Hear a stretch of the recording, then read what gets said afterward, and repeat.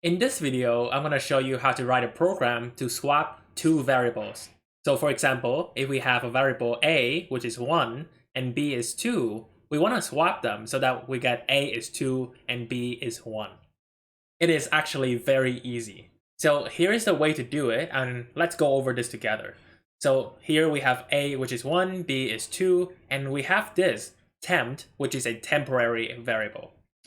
So the first step is to take the value of a and put it into temp.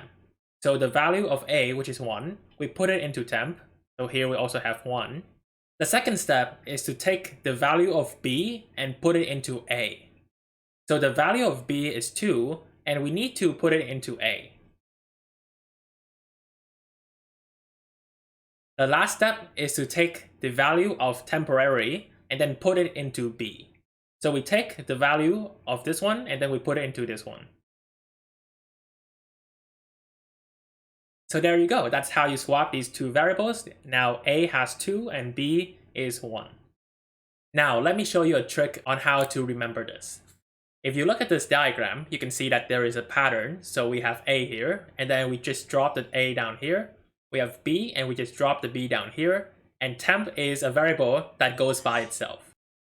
So we have two variables, a is equal to 1, and then b is equal to 2.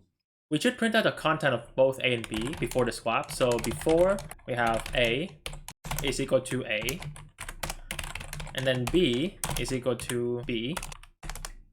And then we do the swap. So temp is equal to a is equal to b is equal to temp.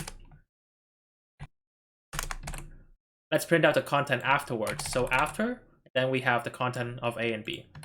Let's go ahead and run this program.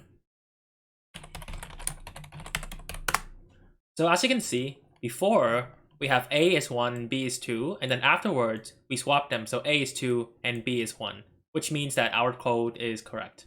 And that is basically it. If you found this helpful, please hit like and subscribe.